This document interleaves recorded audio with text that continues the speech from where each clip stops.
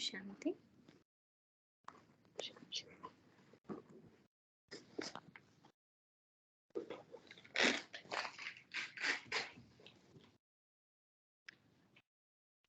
मुरली की डेट है 28 अप्रैल 77। सभी को आवाज आ रही है राइट? हाँ जी, हाँ जी। मुरली का हेडिंग है सदा सुहागिन की निशानियां।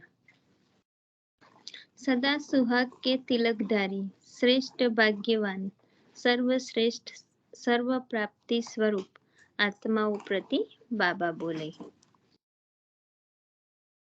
बाप दादा बच्चों के सुहाग और भाग्य को देख रहे हैं। सुहाग का तिलक और भाग्य का लाइट का crown, light crown of light, प्रकाश का ताज, ताज और तिलकधारी अर्थात सुहाग और भाग्य वाले। सदा सुहाग की निशानी है अविनाशी स्मृति का तिलक।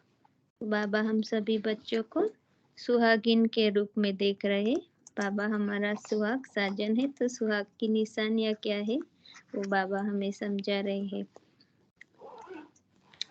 सदा भाग्य की निशानी है पवित्रता और बाप द्वारा सर्व प्राप्तियां अर्थात लाइट का क्राउन।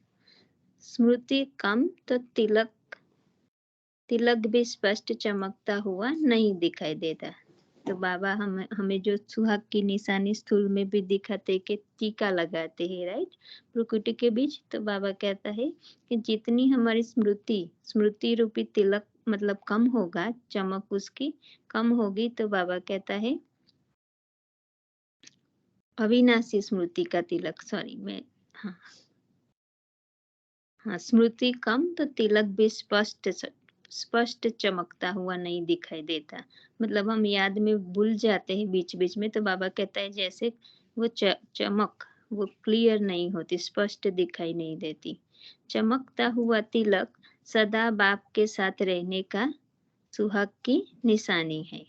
ऐसी सुहागिन तिलकधारी व सदा सुहागिन होने के कारण सदा विश्व के आगे श्रेष्ठ अर्थात उच्च आत्मा दिखाई देती है। तो बाबा कहता है जो सदा सुहागिन होती है उसका तिलक सदा लगा हुआ होता है। तो बाबा कहता है ऐसी आत्माएं जो होती जो निरंतर स्मृति स्वरूप में रहती है, बाबा ने जो आज भी कहा साकार में आत्मा का पाठ, तो बाबा कहता है वो उसकी स्थिति के अनुसार वो श्रेष्ठ होती है, विश्व के आगे श्रेष्ठ अर्थात उच्च आत्मा दिखाई देती है। जैसे लौकिक रूप में सुहागिन को श्रेष्ठ नजर से देखते हैं और हर एक श्रेष्ठ कार्य में सुहागिन को ही आगे रखते हैं। अगर सुहाग गया तो संसार गया, ऐसे लौकिक में भी माना जाता है।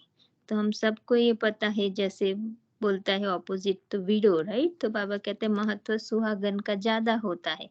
ऐसे बाबा यहाँ बता रहे कि कोई प्रसंग होता है तो हमें सुहागिन को उसी तरह से अच्छी तरह से देखते हैं, आगे रखते हैं। तो बाबा कहता है कि इसी तरह अलौकिक जीवन में भी हर आत्मा एक साजन की सजनी है अर्थात सुहागिन है। सदा अपने को सुहाग के तिलक को देखते हो, सदा एक ही लगन में मगन रहने की निशानी स्मृति का तिलक अर्थात सुहाग का तिलक। तो बाबा इनडायरेक्टली हमें यही कह रहा है कि हमें निरंतर स्मृति स्वरूप में रहना है, आत्मिक स्वरूप में रहना है। अगर तिलक मिट जाता है तो गोया अपने सुहाग को मिटा देते हो। मतलब बाबा हमारा साजन है, तो बाबा कहता है अगर स्मृति चली गई तो फिर हम बाबा को ही भूल जाते। तो बाबा कहते हैं सुहाग को मिटा देते हो। अपने आप से पूछो कि मैं सदा सुहागिन हूँ।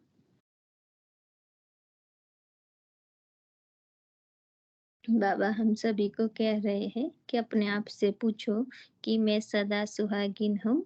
सदा सुहागिन एक श्वास व एक पल भी साथ नहीं छोड़ती। सदा सुहागिन के मन के बोल है साथ रहेंगे, साथ जिएंगे, साथ मरेंगे। सदा सुहागिन के नयनों में, मुख में साजन की सूरत और सीरत समाई हुई होती है। कानों में उनके बोल ही सदा सुनने में आते हैं। जैसे भक्ति में अनहद शब्द सुनने के अभ्यासी होते हैं। बहुत प्रयत्न के बाद एक बार भी अगर शब्द सुनाई देते तो अपनी भक्ति को सफल समझते हैं।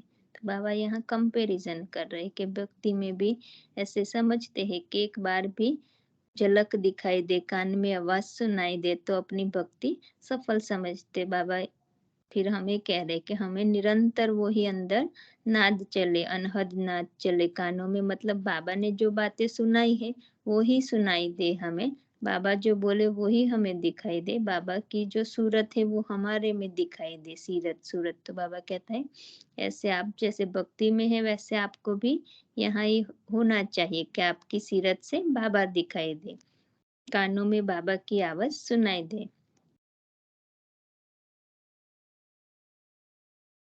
तो यह सब भक्ति की रीति रस्म इस समय के प्रैक्टिकल लाइफ से कॉपी की है। तो बाबा कहता है जो भक्ति में जो चलता है सभी अभी का यादगार, अभी के प्रतीक रूप में कॉपी की है। सदा सुहागिन अर्थात जिनके कानों में अनादि महामंत्र मन मना भव का स्वर गूंजता रहेगा। बाबा ने हमें कहा है ना कि मन मना भव, मन मुझ में लगाओ, राइट, एक मन मुझ में लगा हुआ रहे। तो बाबा कहता है यही अनादि महामंत्र अंदर गूंजता रहे। सदा यह अनुभव करेंगे कि बाप यह महामंत्र बार बार सुनाते हुए स्मृति दिला रहे हैं। तो मतलब हमें अपने आप फील हो, बाबा कहता है कि हमें ये अनुभव हो कि बाबा हमें याद दिला रहा है, बाबा की याद स्वतः चलती है अंदर, चलते फिरते यही अनहद अर्थात अविनाशी बोल बाप के सम्मुख सुनने का अनुभव करेंगे, और कोई भी आत्मा के बोल सुनते हुए भी नहीं सुनेंगे। तो कोई और बोलेगा तो बाबा कहता है इतना टेंशन नहीं रहेगा, क्योंकि एक समय एक ही कर्मेंद्रिय अच्छी तरह काम करती है। तो अगर हमको बाबा की बात सुनाई देती है, अंदर चलता है, तो फिर दूसरा कोई बोलेगा तो हमारा अटेंशन इतना नहीं होगा। तो बाबा कहता है आत्माओं के बोल सुनते हुए भी नहीं सुनेंगे, बस तू ही से बोलूं, तू ही से सुनूं, व तुम्हारा सुनाया ही बोलूं, ऐसी स्टेज सदा सुहागन की ही होती है। ऐसे सदा सुहागिन संकल्प में भी किसी देहधारी के झुकाव में भी नहीं आएगी। लगाव तो बड़ी बात है, झुकाव भी नहीं। जैसे लौकिक जीवन में भी पर पुरुष प्रति संकल्प करना व स्वप्न में भी आना सुहागिन के लिए महापाप गिना जाता है, ऐसे ही लौकिक जीवन अलौकिक जीवन में भी यह अगर संकल्प मात्र भी स्वप्न भी कोई देहधारी का आत्मा देहधारी आत्मा का तरफ झुकाव हुआ तो सदा सुहागिन के लिए महापाप गिना जाता है। हमने पहली लाइन भूल गए कि ऐसे सदा सुहागिन संकल्प में भी अन्य आत्मा प्रति एक सेकंड भी स्मृति में नहीं लाएगी। आपने बोला कि नहीं बोला, मैंने शायद सुना नहीं, नहीं राइट? पढ़ा हाँ, कोई सही। फिर से पढ़ती हूँ। तो बाबा ने कहा कि ऐसे ही अलौकिक जीवन में भी अगर संकल्प मात्र भी स्वप्न भी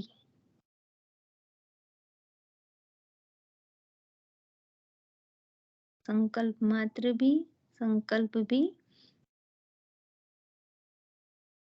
स्वप्न मात्र भी कोई देहधारी आत्मा तरफ झुका हुआ तो सदा सुहागिन के लिए महापाप गिना जाता है। तो सदा सुहागिन अर्थात एक बाप दूसरा न कोई, हाँ वो लाइन रह गई थी, एक बाप दूसरा न कोई। तो सदा सुहागिन अर्थात एक बाप दूसरा न कोई, ऐसे सुहाग का तिलक लगा हुआ है। भी बाबा पूछ रहे ऐसे सुहाग का तिलक लगा हुआ है, माया तिलक मिटा तो नहीं देती। सदा सुहाग के साथ सदा भाग्य, सिर्फ सुहाग नहीं लेकिन भाग्य भी अर्थात भाग्यवान हो। तो बाबा कहता है सुहाग अर्थात सदा सुहाग, सिर्फ सुहाग नहीं, बाबा कहता है सुहाग के साथ भाग्य भी है। तो भाग्य अर्थात भाग्यवान हो। सदा भाग्यवान की निशानी है लाइट का क्राउन। जैसे लौकिक दुनिया में भाग्य की निशानी राज्य अर्थात राजाई होती है,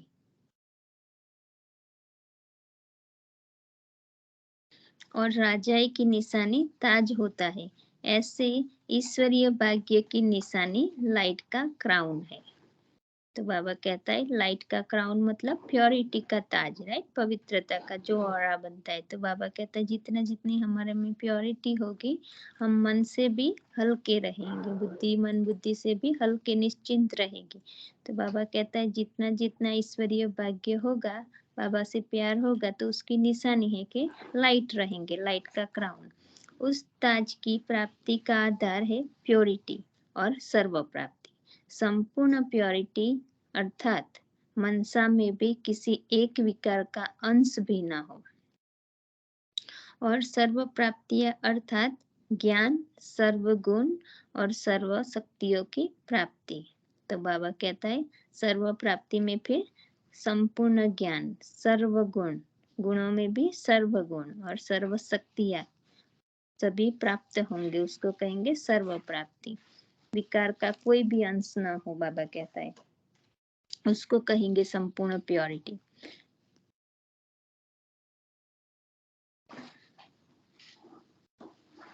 अगर कोई भी प्राप्ति की कमी है तो लाइट का क्राउन स्पष्ट दिखाए, शांति, लाइट का क्राउन स्पष्ट दिखाई नहीं देगा। अपवित्रता और अप्राप्ति के बादलों में छिपा, अपवित्रता और अप्राप्ति के बादलों में छिपा हुआ दिखाई देगा।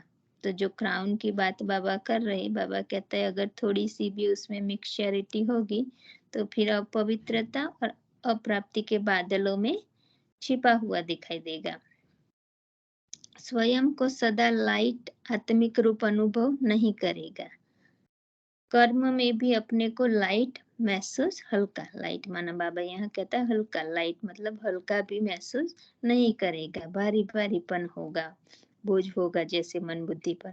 बार बार मेहनत के बाद व अटेंशन रखने के अभ्यास के बाद अल्प समय के लिए स्वयं को डबल लाइट अनुभव करेगा। मतलब मेहनत बहुत करेगी क्योंकि मिक्सचरिटी हो गई है, मिक्स हो गए। तो बाबा कहता है फिर बहुत मेहनत के बाद, अटेंशन रखने के बाद थोड़ा ही अनुभव होगा, स्वयं को डबल लाइट अनुभव करेगा लेकिन थोड़े समय के लिए।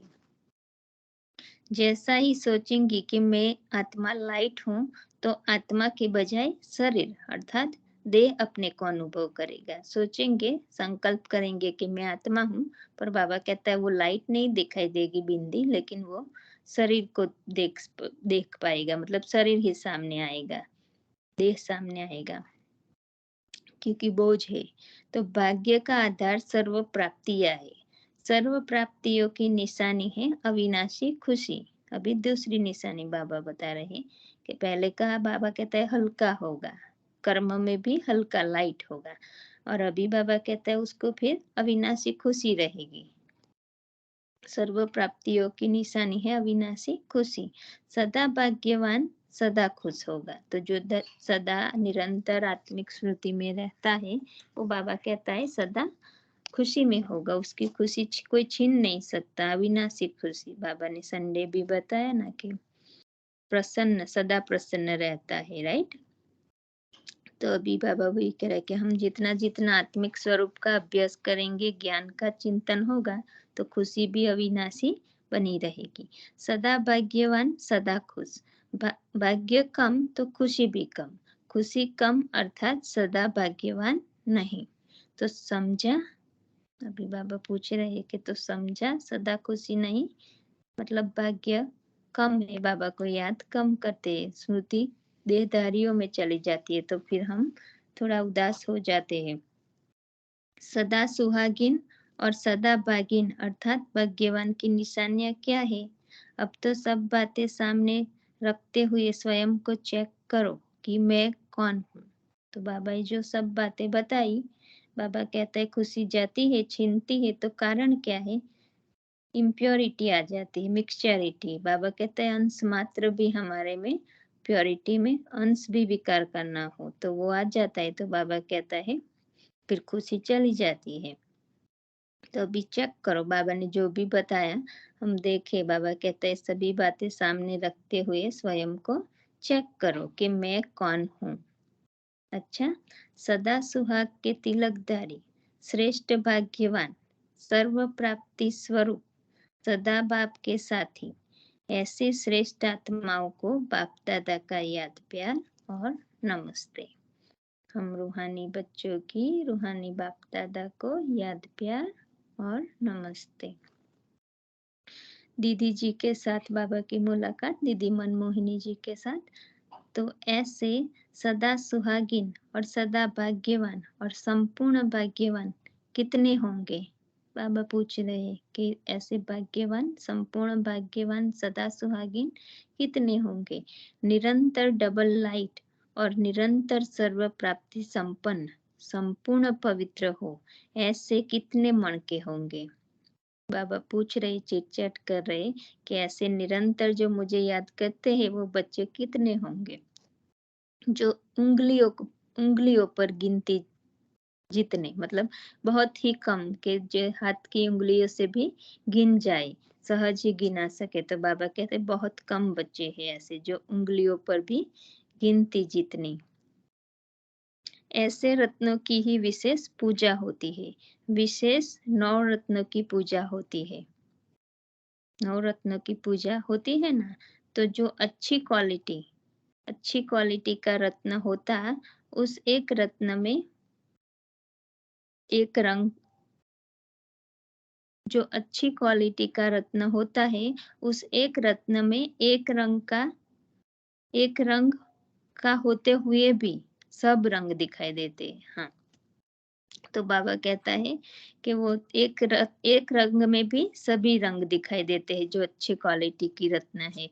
जैसे सफेद हीरा होता है, जो बढ़िया हीरा होगा, चमकता हुआ, फ्लॉलेस, दाग रहित दिखाई देगा। तो ध्यान से देखेंगे तो सफेद होते हुए भी उसमें सब रंग दिखाई देंगे। तो बाबा कहता है कि जो डायमंड होता है वो होता है सफेद, लेकिन हम अच्छी तरह से उसको देखेंगे तो बाबा कहता है उसमें सभी रंग दिखाई देंगे। इसका कारण क्या है? सर्व शक्तियों के संपन्न की निशानी यह है। तो बाबा कहता है ये क्यों होता है? क्योंकि सर्व शक्तियों से संपन्न होते हैं, वो सभी शक्तियां है, इसीलिए बाबा कहता है वो सर्व रंग दिखाई देते हैं। सर्व शक्तियां भिन्न भिन्न रंग के रूप में दिखाई देती है।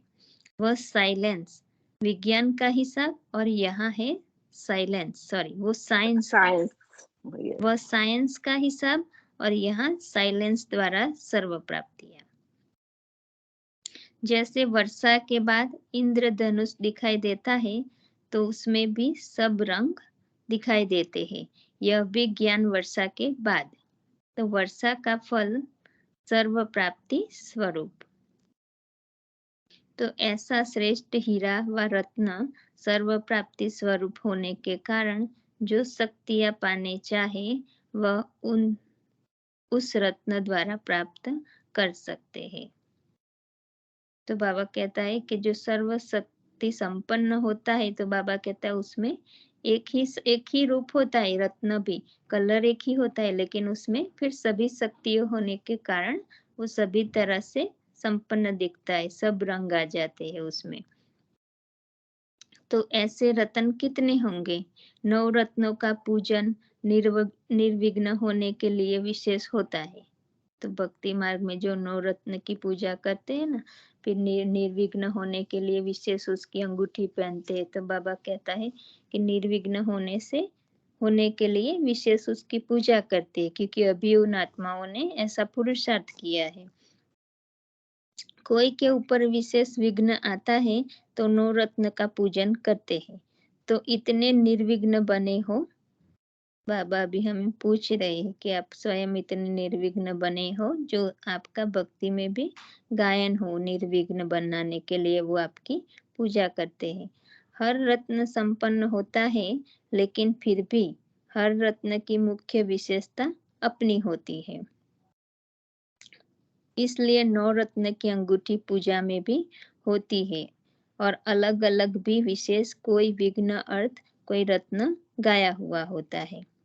तो बाबा जैसे हमें डॉक्टर की भी कभी कभी उदाहरण देते हैं, बाबा हम समझाते हैं कि कोई डॉक्टर होता है जो पूरा बॉडी का होता है, कोई डॉक्टर में स्पेशलिटी होती है, राइट, विशेष आंखों का होगा, हड्डी का होगा। ऐसे बाबा यहाँ भी कह रहे हैं कि 9 रत्न है, उसमें सर्व शक्तियाँ है, पर फिर भी हर एक रत्न की अपनी अलग-अलग भी विशेषता ज़रूर उसमें है। मानो धन की समस्या व विघ्न है, तो धन की प्राप्ति के लिए व अप्राप्ति का विघ्न मिटाने के लिए विशेष रत्न भी होते हैं। बीमारी ज़्यादा मार ली होगी तो उसका यादगार फिर अब तक भी अपने हाथ में रिंग बनाकर पहनते हैं या गले में लॉकेट बनाकर डालते हैं।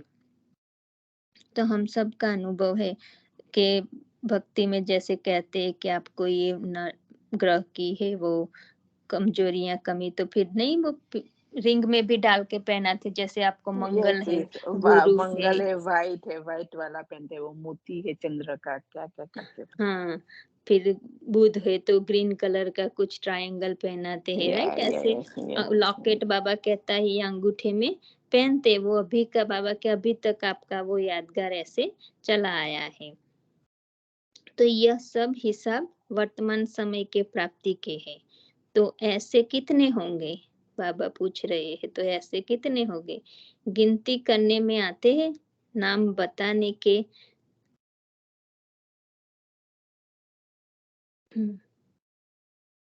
नाम बताने के नहीं दिखाने के हैं। हाँ, बाबा कहते हैं नाम बताने के नहीं दिखाने हैं। अगर अनाउंस भी करें और भविष्य में वह प्रसिद्ध भी होंगे, लेकिन अभी संपूर्ण स्टेज पर न देख करके क्वेश्चन करेंगे, यह क्यों, यह कैसे। तो बाबा कहता है बाबा इसीलिए नहीं बताते क्योंकि फिर हम सब प्रश्न करेंगे कि इसमें भी ये कमी है, मेरे में भी ये, मतलब कंपेयर करने लग जाएंगे, फिर क्वेश्चन उठाएंगे। तो बाबा कहता है इसीलिए अभी नाम प्रसिद्ध नहीं करते कि कौन कौन बनने वाले हैं नवरत्न। इसलिए बाप भी बता नहीं सकता, दिखा सकते हैं, यह इस गिनती में है। गिनती में बाबा बताते हैं कि ये नंबर में है, ये नंबर में पहले करते थे, पर फिर बाबा कहता है नंबर चेंज कर देते थे, स्थिति बदल जाती थी, नीचे आ जाती, तो बाबा कहता है अभी नंबर पीछे हो गया, इसीलिए बाबा कहता है अभी मैं प्रसिद्ध नहीं कर सकता हूँ। यह हो सकता है, बताने की बात नहीं है। बाबा कह रहे कि ये हो सकता है, पर अभी बाबा जाहिर नहीं करेगा, बताएगा नहीं। अब एक का भी नाम बतावे तो देखना कितने क्वेश्चन उठते। बाबा एग्जाम्पल दे रहे कि अगर मैं इसको एक का भी बता दूं कि ये दादी इस नंबर में है या ये आत्मा इसमें है, तो बाबा कहते हैं फिर कितने दूसरों के क्वेश्चन उठेंगे, इसमें क्या है, हमारे में क्या नहीं है। फिर कंपेयर करेंगे कि बाबा उसमें क्या है, वो जो बाबा ने बताया उस रतन में क्या है और हमारे में क्या नहीं। तो इसमें तो यह है, कई क्वेश्चन में समय व्यर्थ गवाएंगे, यह भी बाप नहीं चाहते। तो बाबा कहते फिर व्यर्थ में चले जाएंगे कंपैरिजन में, तुलना में। तो बाबा कहते हैं वो बाबा नहीं चाहता कि तुम व्यर्थ संकल्प चलाओ। बाकी कल्प कल्प के प्रसिद्ध हुए रतन कल्प पहले मुवाफिक प्रसिद्ध जरूर होंगे। बाबा कहता है जो पहले हुआ है रस प्रसिद्ध, वो आत्माएं जरूर प्रसिद्ध होगी। कल्प कल्प हुई है तो बाबा प्रसिद्ध जरूर करेंगे टाइम पर अभी बाबा नाम नहीं बताते। आजकल नाम नहीं काम चाहते हैं। अभी तो हर एक के अंदर यह लक्ष्य है कि मैं ही अपने को क्यों नहीं इतना आगे बढ़ाकर योग्य बनाऊं। बाबा कहता है अभी तो हर एक आत्मा के अंदर ये लक्ष्य है कि मैं अपने को ही इतना पुरुषार्थ करके आगे क्यों नहीं बढ़ाऊं। तो वो अच्छा है। तो बाबा कहता है अच्छा, विशेष जो मेले की सेवा ऊपर उपस्थित है उन्हीं को याद देना। तो कोई मेला उस टाइम चल रहा होगा, उसमें आत्माएं नहीं आ पाई होगी बाबा मिलन में, और वो सेवा में होगी। विशेष जो प्रदर्शनी या कुछ मेला होगा, तो बाबा वो बता रहे कि विशेष जो मेले की सेवा में उपस्थित है उन्हीं को याद देना, क्योंकि यह सेवा द्वारा बाप से मिलना ही है। तो वो बोले फिजिकली वहां नहीं है बाबा के सम्मुख, पर बाबा कहते हैं अभी सेवा में उपस्थित है तो जैसे बाबा से मिलना ही है। योग युक्त हो सुना है, इसलिए बाप दादा सेवादारियों को सदा सम्मुख ही देखते हैं। तो जो भी काम कर रहे हैं, बाबा कहता है वो योग युक्त बाबा की याद में ही सेवा कर रहे हैं, तो जैसे बाबा के सामने ही है। ऐसे सेवाधारी कभी भी अपने को दूर नहीं समझेंगे, सम्मुख ही समझेंगे। अच्छा, फिर अन्य दादियों के साथ बाबा की मुलाकात। तो दूर दूर से अपने जन्मभूमि पर आए हैं। ब्राह्मणों की जन्मभूमि मधुबन है ना, ऐसे समझते हो कि अपनी जन्मभूमि पर आए हैं। बाबा दादियों को पूछ रहे, कहीं दूसरी दूसरी सेवा स्थानों पर आए होंगे मधुबन में, तो बाबा पूछ रहे कि आप दूर दूर से अभी मधुबन आए हो, तो आपको ऐसा लगता है कि हमारी जन्मभूमि पर हम आ गए। जन्मभूमि का बहुत महत्व रखते हैं और यह फिर अलौकिक जन्मभूमि है। वैसे भी जहाँ भी हमारा जन्म हुआ तो बाबा कहता है उसका महत्व स्थान का बहुत रखते हैं दुनिया में भी, और ये तो फिर हमारा अलौकिक जन्मभूमि है। इस अलौकिक जन्मभूमि पर आने से ही लौकिकता लौकिकपन स्वतः ही भूल जाता है। तो बाबा कहता है इस स्थान पर आते हो तो आते ही अपना लौकिकपना अपने आप ही भूल जाते हो, क्योंकि जैसी धरनी वैसी करनी, यह गायन है।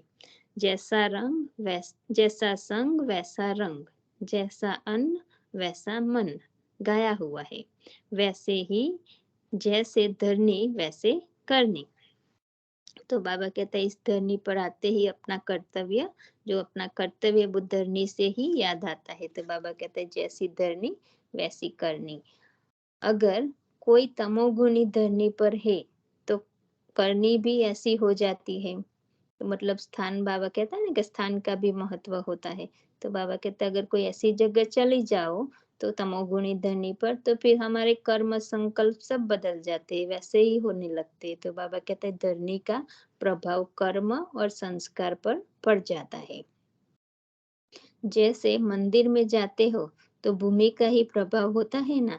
अगर मंदिर की भूमि पर किसी बुरा संकल्प आवे तो वह अपने को बहुत पापी समझेगा। वैसे अगर बुरा संकल्प आता है तो बुरा समझते, बाबा पूछ रहे हैं कि वैसे अगर बुरा संकल्प आता है तो बुरा समझते, कहीं और जगह पर अगर गलत संकल्प चलेगा तो नहीं समझेंगे कि बुरा है, पर मंदिर में आएगा तो बाबा कहते हैं वो समझेगा कि मैं बहुत बड़ा पापी हूँ। वैसे अगर बुरा संकल्प आता है तो बुरा समझते, तो यह है अलौकिक भूमि। लौकिकता स्मृति में भी नहीं आएगी, निरंतर कर्मयोगी हो जाएंगे। इसलिए बाप दादा सदैव कहते हैं कि कहाँ भी रहते हो लेकिन अपने को सदा परमधाम निवासी व मधुबन निवासी समझो। तो बाबा हमें भी सिखा रहे हैं। बाबा कहते हैं भले कहाँ भी रहो आप स्थूल स्थान से, पर हमेशा समझो क्या कि मैं मधुबन में हूँ या फिर परमधाम में हूँ।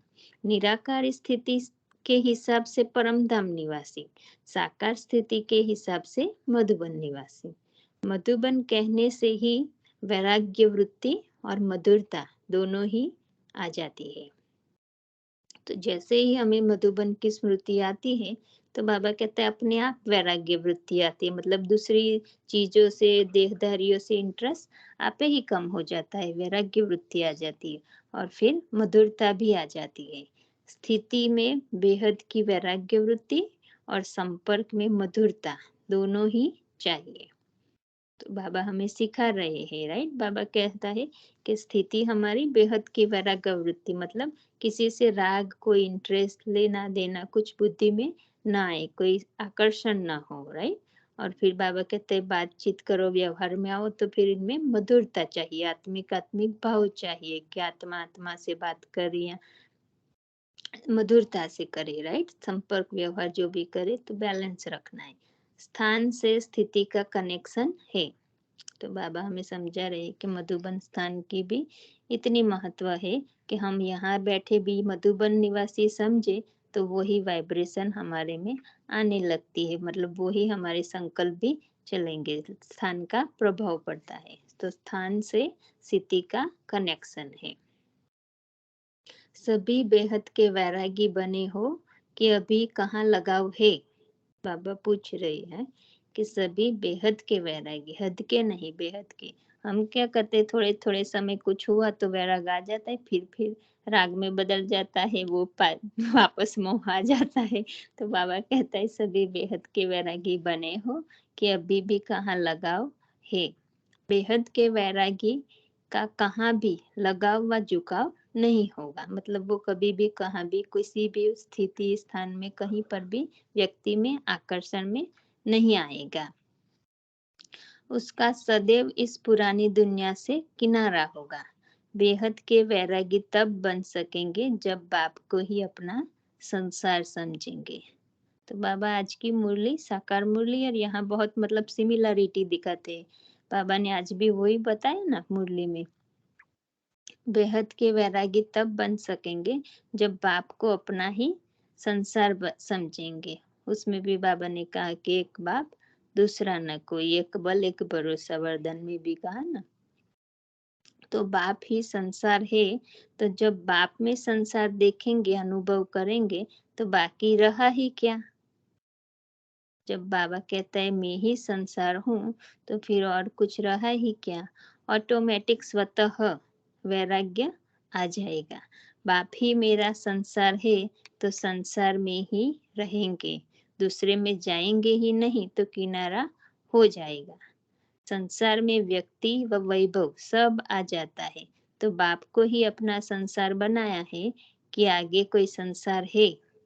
बाबा पूछ रहा है कि संसार में व्यक्ति और वैभव दो बातें आती है, तो बाबा कहते अगर मैं ही संसार हूँ, बाप को ही अपना संसार बनाया है, तो फिर बाबा ही होगा याद में संसार में, फिर आगे कोई संसार है। बाबा पूछ रहा है कि और मेरे सिवा भी कोई और है, दूसरा संसार है, कोई संबंध व कोई संपत्ति है क्या। बाप की संपत्ति सो अपनी संपत्ति, बाबा की जो गुण शक्तियाँ विशेषताएं है, कर्तव्य, बाबा कहता है वो सब हमारा है। बाप की संपत्ति सो अपनी संपत्ति। तो इसी स्मृति में रहने से ऑटोमेटिक बेहद के वैरागी हो जाएंगे। कोई को देखते हुए भी नहीं देखेंगे, मतलब दूसरी आत्माओं या दूसरी चीजों का हमारे ऊपर प्रभाव ना पड़े, जैसे हमारी बुद्धि में से बाबा खिस ना जाए। तो बाबा कहता है कोई को देखते हुए भी नहीं देखेंगे, दिखाई ही नहीं देंगे, दिखाई ही नहीं देगा। अच्छा, ओम शांति। शुक्रिया बाबा का, बहुत बहुत शुक्रिया आप सभी आत्माओं का। ओम शांति। ओम शांति, ओम शांति। थैंक यू निमित आत्मा। बाबा ने सुहागन की निशानी बहुत अच्छे से बताई है। अविनाशी तिलक बाबा के जो निरंतर याद रखता है मुझे एक भी मिनट नहीं भूलता है, तो सुहागन की निशानी मिटती नहीं है। अगर मुझे भूल गया तो सुहागन की निशानी मिट गई। बाबा जो सुहाग को अच्छे मिटा देते हैं, बाबा कहते हैं। बाबा ने अच्छे से, और बाबा ने बहुत चमकता हुआ तिलक सदा, तो उन्हें हमेशा परमात्मा की याद में, निरंतर याद में रहना है। राइट। बाबा ने बताया स्मृति का तिलक भी बताया सदा एक ही लगर में मगन रहने वाली निशानी। राइट। तो बाबा हमेशा हमारा साजन है, यही याद करना है। राइट। फिर बाबा ने बताया सदा सुहागिन का मंत्र क्या है, मन मना पाओ का। उसका वो बाबा कहते ऑटोमेटिक आपके कान मन में गूंजता रहे। राइट। मेरा तो एक शिव बाबा दूसरा ना कोई, और अपना मन ही परमात्मा वही परम धाम में लगा रहे। राइट। तो वही है। तो बाबा ने पकड़ा, बाबा ने बताया सदा सुहागन के साथ सदा भाग्य भी है, और भाग्य का अर्थात है भाग्य अर्थात भाग्यवान बताया बाबा ने। जो भाग्य का अर्थात है भाग्यवान, जो है बाबा ने लाइट का क्राउन दिया है, ईश्वरीय भाग्य की निशानी लाइट का क्राउन दिया है। राइट। और आपने अविनाशी खुशी, अविनाशी, यस, अविनाशी खुशी बाबा ने बता दी। सर्व प्राप्ति का है संपूर्ण ज्ञान, सर्व गुण और सर्व शक्तियाँ। राइट। तो वो चीज बाबा ने बहुत अच्छा बताया है। और बाबा ने ये भी बताया कि हूँ आत्मा लाइट हूँ। अगर आप वो अगर सोचो और उसी समय पे शरीर के भान से दूर हो जाओ ना, आपको आत्मा के स्वरूप पे टिक जाओ, इसका मतलब ऑटोमेटिक आपकी स्मृति से ये सारा कुछ दिखाई देना, सोचना सब कुछ बंद हो जाए। राइट। दूर हो जाएंगे। देहधारी दूर आ जाए। राइट। तो ऑटोमेटिक आपका फिर वही तो आपको अनुभव करोगे। लेकिन अगर आप शरीर भान में है तो आप आत्मा को नहीं अनुभव कर सकोगे। वो फीलिंग नहीं आएगी। आप सारी आपको देहधारी की याद आएगी, देहधारी की में ही बुद्धि चलेगी, राइट? अब बनोगे तो बाबा कहते हैं आपको सोचना है कि मैं आत्मा लाइट हूँ, उसका अभ्यास करना है। क्योंकि आज हमें बाबा ने पवित्र बोलो। और सर्व प्राप्तियों की निशानी है अविनाशी खुशी। आप बोले अभी। हुँ। नहीं, मैं भूल रही, मुझे साकार मुरली का याद आया कि बाबा ने कहा ना कि अगर लौकिक बाप को याद करते हो, तो देह भान आता है। यस, बाबा ने ऐसा बोला ना, फिर यस, बालौकिक बाप भूल जाता है। यस, इसीलिए देहधारी याद आया, मतलब देह भान आया। बाबा ने ऐसा बताया जो साकार मुरली यस, में। Yes, yes. और बाबा ने ये भी कहा ना, आप भिलाई देश में रहते हो लेकिन कहीं भी रहते हो, बाप तो याद आता है ना, हुँ। राइट? आप कहीं भी रहते हो, तो उसका मतलब ये थोड़ी ना है कि आप विलायत में रहते हो तो आपको बाप नहीं याद बाप आता। अरे नहीं याद आता, आता है ना। बाप तो याद आता है ना। फिर बाप अगर याद आएगा तो बाप कहाँ रहता है वो भी याद आएगा, और साकार में कहाँ गया रहा रहा था वो भी याद आएगा, आपको सब याद आएगा, राइट? हाँ। तो वो पक्की बात है। तो बाबा ने पक्का हम लोगों को बच्चों के विलायत तुम भी रहती हो तो पर बाप तो याद आएगा ना। मैं तो हाँ बाबा याद आएगा ना, क्यों नहीं याद आएगा। विलायत में रहते हैं लेकिन है सम्मुख। मैं यस, सम्मुख आया 4 बार बाबा ने कहा, अभी बाप सम्मुख बैठा है, अभी बाप सम्मुख बैठा तो है। बुक बेटा याद 4 बार करवाता आज मुरली में चार बाबा ने कहा। पक्का पक्का। क्योंकि आज हम लोगों को सुबह जब अमृत वेला था ना, अमृत वेला में कमेटी को बताया था कि आपके पास नोटों की गठरिया है अपनी जेबों में। बाबा कहते हैं कौन सी नोट पता है? सहयोग सहयोग की के। नोट। हर एक को सहयोग देते अपना जाओ। पॉकेट में स्नेह और सहयोग की नोट रखनी ही है, बाबा कहता है। राइट, हर एक को देता जाओ। और फिर जो पट्टी में भी बताया है ना, आपका तो अधिक है, बाप ने तो दे ही दिया है वरदान कि वो आपके साथ ही है अभी तो। वो बात 2021 की अलौकिक मुरली में, मतलब साल बाबा मिलन में था। तो मुझे वो अच्छा बात अच्छा। बहुत बहुत बहुत मतलब अट्रैक्ट करी गई थी। तो मैंने बड़े-बड़े अक्षरों से 2-3, मतलब एक एक मैं डायरी वहाँ रखती हूँ मेरे जॉब पे लॉकर में, एक घर पे रखे, तो दोनों में बड़े-बड़े अक्षरों से मैंने लिख दिया था, बच्चे मैं आपके सदा साथ हूँ। तो उसी समय जब मुरली चली ना, उसी समय मैंने उसका बहुत-बहुत चिंतन किया था। तो तो मेरे मतलब अंदर समा गई है। तो कुछ होता है तो तुरंत मुझे बाबा टच करता है कि बच्चे मैं हूँ ना, मैं बैठा हूँ, और जब भगवान साथ है, तो विजयी बनना क्या मुश्किल है। हकीकत है। क्योंकि अगर हम स्मृति में भी रहे ना, हिम्मत कब आएगी? हिम्मत का एक संकल्प का कोई जब हम स्मृति में रहे, तभी मैं किसकी हूँ, मेरे साथ कौन है। ड्रामा का हुँ, हर सीन कल्याणकारी है, असंभव को संभव बनाने वाले ही पापा ही है, राइट? तो वो हाँ। स्मृति में जब आता है ना तब होते हैं। अगर स्मृति भूल जाती है तो फिर मुश्किल है। तो जब हम मुरली बाबा मिलन करते हैं ना, तो हम बैठते हैं पहले से ही सोचते हैं कि मैं आत्मा बिंदु सुन रही हूँ, राइट? और निराकार वो परम धाम निवासी बाबा आया है मुझे सुन, तो वो बात जल्दी अंदर चली जाती है। तो वो जल्दी भूलती नहीं, समय पर तुरंत इमर्ज होती है। हमें थोड़ा ही संकल्प चले ना इधर-उधर, तुरंत आ जाती है कि नहीं ये नहीं ये। तो वो यस, मुझे बहुत याद रहता है। वो मतलब मैं सुबह उठती हूँ ना, कभी-कभी उठते ही मुझे याद आता है, बाबा कहता है, "बच्चे, मैं आपके सदा साथ हूँ।" जैसे सर पे हाथ रख दिया और बाबा बोले, "खड़ी हुई बच्चे, मैं आपके सदा साथ हूँ।" तो मतलब उठते ही उमंग उत्साह आ जाता है, राइट? Yes, yes. तो वो ऐसी-ऐसी बातें हो ना, हमें बार-बार, बार-बार वही चिंतन करके पक्की कर देनी, क्योंकि आने वा